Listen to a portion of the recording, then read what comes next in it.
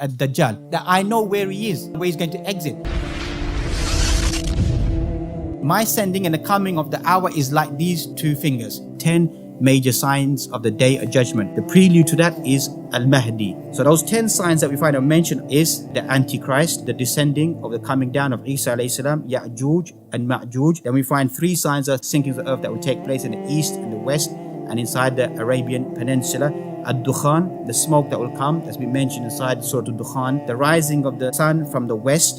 Ad-Daba, the beast that will come out and speak to people, is mentioned at Surah An-Naml. And the fire that will gather the people. And the Prophet he mentioned that there's going to be, towards the end of time, approximately 30 Dajjalun, 30 false liars before the coming of the day of judgment. Some people believe the system that we live around at the moment, or the new world order, that's what a Dajjal is.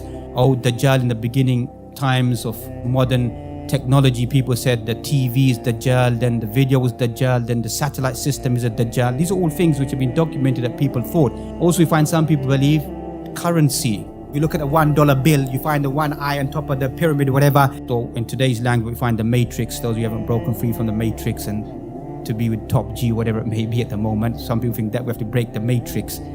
All these are just thoughts and ideas that people believe in. But in the hadith, it mentioned that Dajjal, he is a man, a human being.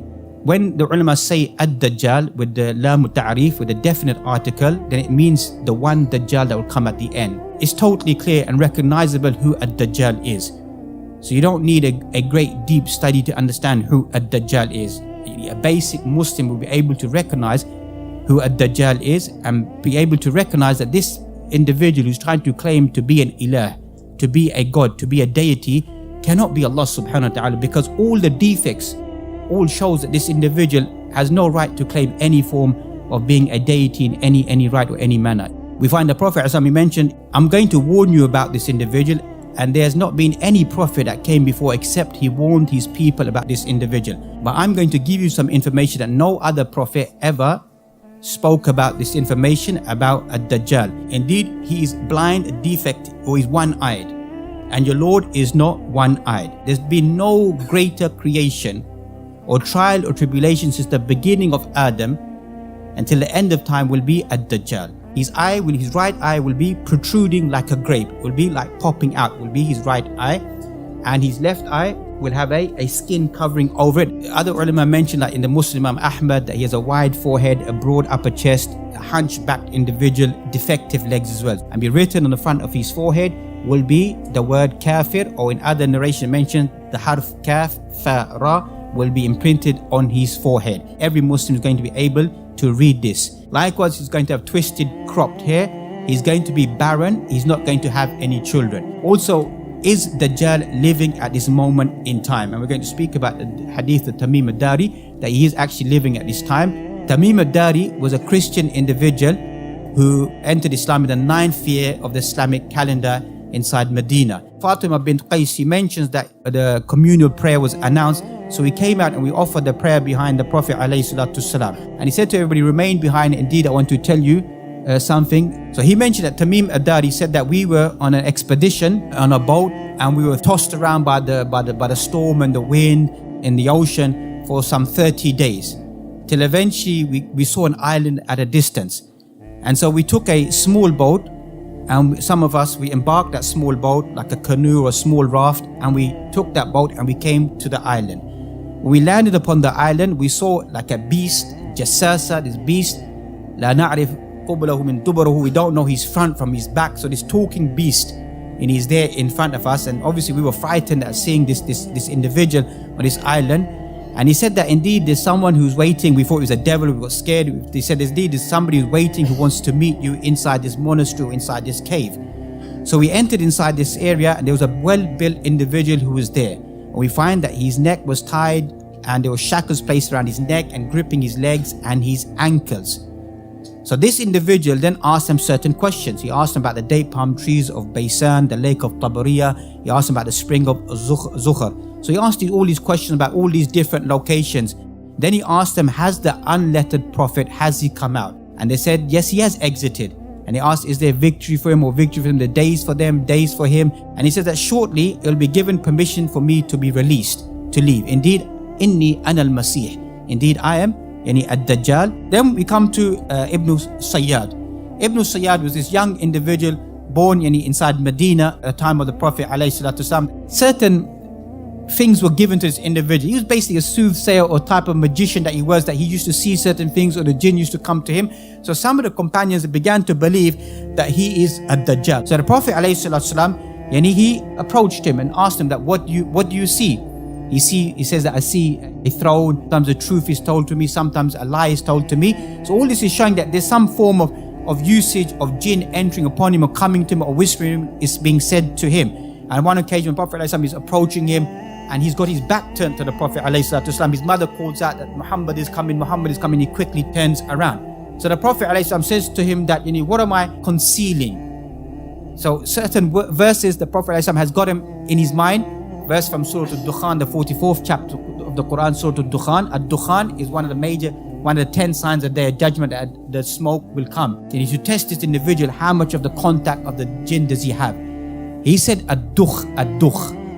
So he's able to pick up some of the information. So this individual was a dupster, that he's able to gain this knowledge, but he wasn't able to understand. The Prophet is proving that you can't see the unseen. You can't see what's been given to me. So he said to him, Ihsa ya adu Allah.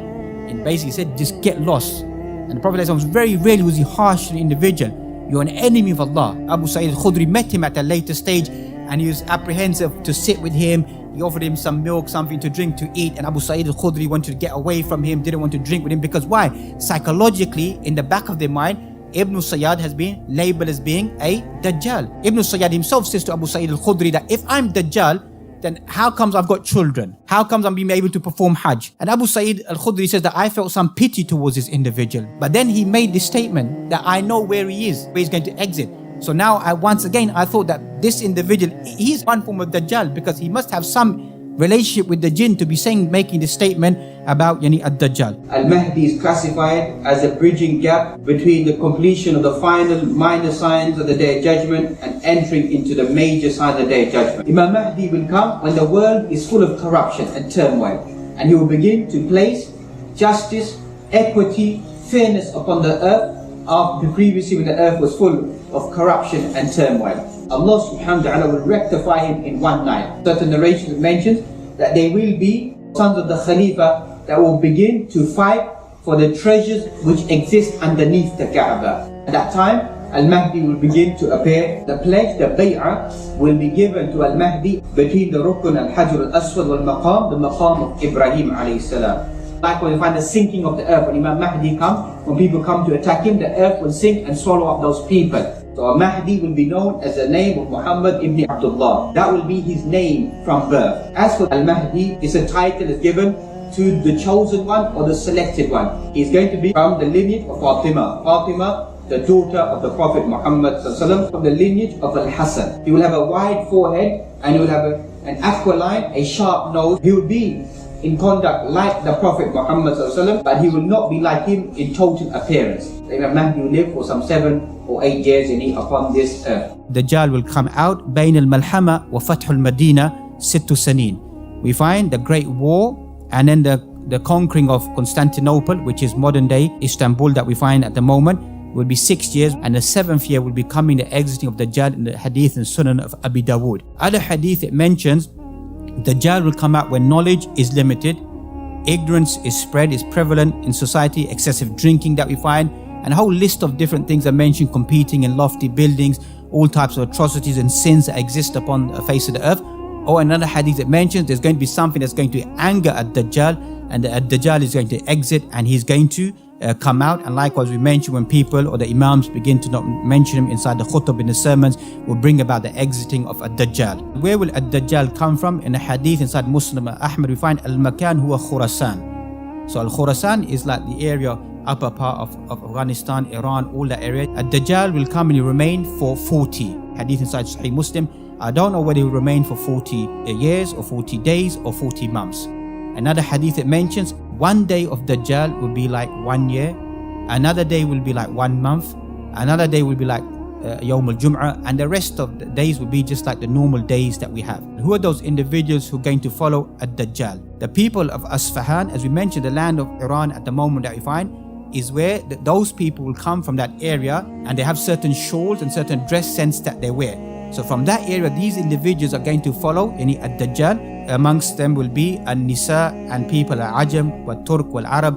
Ad-Dajjal will be given shayateen, will be given any devils at his service. As for fitna ad-Dajjal, will blow the mind away. There's going to be no greater fitna since the creation of Adam except for the coming of ad-Dajjal. It will come to a person and his brother has died, his father has died, فَيَقُول, and the Dajjal will say to him, if I bring your brother back to life, I bring your father back to life, will you believe that I'm your Lord? فَيَقُول بَلَى. He said, of course I will believe. So shayateen will come and begin to resemble to be like his brother and his father, and this individual believe. We find he will order the sky to rain and rain will come down. He will order the earth to grow, it will bring forth its vegetation. He will walk through the desert and will ask the desert to bring out its treasures, and its treasures will be brought out. Also, you're going to find a great mountain of bread will be given to this individual. 2 rivers will be given to him. 2 rivers which are actually flowing. The river of fire is going to be the river of paradise. And the river of paradise given to him of pure water is going to look, ma abyad, pure water is going to look like, is going to be actually, if you go inside that water, will be entering into the hellfire. That's the Prophet ﷺ said, the person should close their eyes, enter into the fire, because when you enter into the fire, you're going to actually enter into paradise. He's also going to be able to split a young person in half, or split a person in half in 2 halves, and walk straight through the middle of this individual and put this individual back together again. And he's going to come to one individual who's going to be the greatest shaheed on that day, and he's going to do this to this individual, split him in half, put him back together again. But this individual who's going to have that iman, that yaqeen, that certainty, said that I definitely know that you are a Dajjal. And the blessing of this individual, Dajjal la yusallit ala qatlahu. Dajjal is not going to be able to kill this individual. And he's going to have a great big donkey in excessive whiteness, that this donkey he'll be given. He's moving with traversing upon the earth, will be like the rain that comes and the wind that pushes the rain, or the drops of rain, that meaning it'll be traveling across the earth at great speed. So where can a person flee when a Dajjal comes? We find there's certain places that a Dajjal cannot enter. He will traverse all across this earth in 40 days. Except for 4 locations he's not going to be able to enter. He's not going to be able to enter into Mecca, into Medina, and Masjid al-Aqsa that we find, and Masjid al-Tur. When he tries to enter to Mecca and Medina, there will be angels there who will be guarding Mecca and Medina, and he will not be able to enter. Rather, when he goes to the outskirts of Medina, he will say, and he's highlighting this prophecy of the Prophet ﷺ, he will see that I want to overcome this Bayt al-Qasr al-Abyad, this white castle. What is he referring to, this white castle? If you look at Masjid Nabawi today, if you look at from the Google Maps, it's a white building. In some narrations it mentions that the Prophet ﷺ, he saw him making tawaf around the Kaaba. So 2 interpretations are given. The firstly, the Prophet ﷺ was shown him in a dream. The other interpretation by ulama of hadith, that this is before he comes out of being known as a Dajjal, that he was able to enter into the area of Mecca and Medina, is something which is mentioned. Isa alayhi salam, he will descend upon the white minaret on the eastern side of Damascus, and he'll be wearing a certain cloak which will be tainted or dyed with a form of saffron, and we place his hands on the wings of 2 angels that will bring him down. So it will be a physical descending. There will be shower trinkets of wet water that will be coming down from his forehead. Below his head, beads of perspiration will fall for him. وَإِذَا رَفَعُ, if he raises it, then you find beads or forms of pearls will drop from his head. They'll come down whilst the prayer or the call of prayer has been established. And the Imam is from amongst you. The Imam amongst you is referring to Imam al-Mahdi. It's referring to him, that he's the one who's going to lead the Muslims in prayer. He said, you are leaders one above others amongst yourself, and this is the honor that this is your Imam. Let him lead the prayer. So Isa alayhi salam will only follow Imam Mahdi inside the prayer. And amongst the things that Isa alayhi salam will do, he's going to come back and he's going to do what? He's going to kill the Antichrist. He's going to kill him at the gate of Lud, whereby when the Dajjal sees Isa alayhi salam, he's going to, just like salt dissolves inside water, he's going to dissolve away. He's going to be scared of Isa alayhi salam. So Isa alayhi salam is going to come up to him, فَيَمْشِي إِلَيْهِ فَيَقْتُلُهُ, is going to kill him. That's only for Isa alayhi salam. There'll come a time that Isa alayhi salam, that he will come down amongst you, a just and a fair ruler. فَيَكْسِرُ الصَّلِيبِ, and he will break the cross. وَيَقْتُلُ الْخَنْزِيرِ, he will kill the swine. وَيَدُعُ الْجِزْيَةَ, and he will lift up the jizya, will no longer be accepted. وَيَفِيدُ الْمَالِ, and wealth will become excessive. حَتَّى لَا يَقْبَلُ أَحَدٍ, that no one will be able to accept that wealth. Isa alayhi salam will go to Mount Tur, will take his army there and he'll wait there. وَيَبْعَثَ اللَّهُ يَعْجُوجُ مَعْجُوجُ وَهُمْ مِنْ كُلِّ حَدَبٍ يَنْسِلُونَ, and then Allah subhanahu wa ta'ala will send out Ya'juj and Ma'juj. So meaning that this great wall that will just fall down totally, and then when the doors are open, you find Ya'juj and Ma'juj will be coming, swarming down from every single high location, coming down upon the people. And you find that they will drink the water of the lake At-Tabariya. When Ya'juj and Ma'juj think that they've killed everything, destroyed everything on the earth, and they shoot their arrows into the sky, and it comes back tainted with blood, they say that we've killed everything on the earth, plundered everything on the earth, killed everything in the heavens. We're the basically dominant, controlling the whole of the earth. And the way that Allah subhanahu wa ta'ala will destroy these individuals, you find a dude, a worm, that goes into the noses of camels, and beasts go into their necks, etc., and destroy them. And they will all die together, their bodies in a foul smell and stench will be there. And then you find Allah subhanahu wa ta'ala will send birds and pick them up and take them away. Allah will send down a rain upon the face of this earth, go upon every home. Water will enter into every single region, every single place, and the earth will be washed like a mirror, will be glass, everything will be shiny. The earth will be washed clean, and it was said to the earth, bring out your fruits, return back the blessings that belong there. And you find that a group of people will be able to eat from one single pomegranate, be able to come underneath the shade of its leaves, and the milk that a camel gives will be enough for a tribe to drink. And there will be peace upon the earth. The lions will be able to mix with the camels, the wolf with the sheep, and children will be able to play with snakes, and they won't harm them, meaning that the poison will be taken away. The she camel or the young camel will just be left there. فَلَا يَسْعَى عَلَيْهَا, no one will pay any attention to it. Ulama said it means that there will be so much wealth that you find hatred, rancor, ill feeling, jealousy will all be taken away. So meaning that all forms of diseases that we find, or harmful, poisonous elements that exist on the earth, whether it be animals towards animals, or the danger of animals, or danger of human beings towards one another, all of it will be taken away. A time of peace and tranquility, and there will be immense wealth, and no one will accept that wealth on that moment in time. Isa alayhi salam is going to follow the law of the Prophet Muhammad alayhi salatu salam. He will judge with the Sharia that's been given to the Prophet alayhi salatu salam. He will not come with a separate law or a new law. Likewise, he will come and perform Hajj and Umrah. He will get married and he have children like a normal individual. He will be upon this earth for 7 years, and then he will die, and then it will be prayed upon him by the Muslims. They will bury him next to our Prophet Muhammad. Then Allah will send a wind, a cold breeze, a cold wind, min qibli Sham, from the direction of Sham, and this wind will wipe away and take every single individual who has any element of Iman inside their heart. And a man will take a morsel of food and try to raise it and place it inside their mouth. They won't be able to place it, and the day of judgment will be established.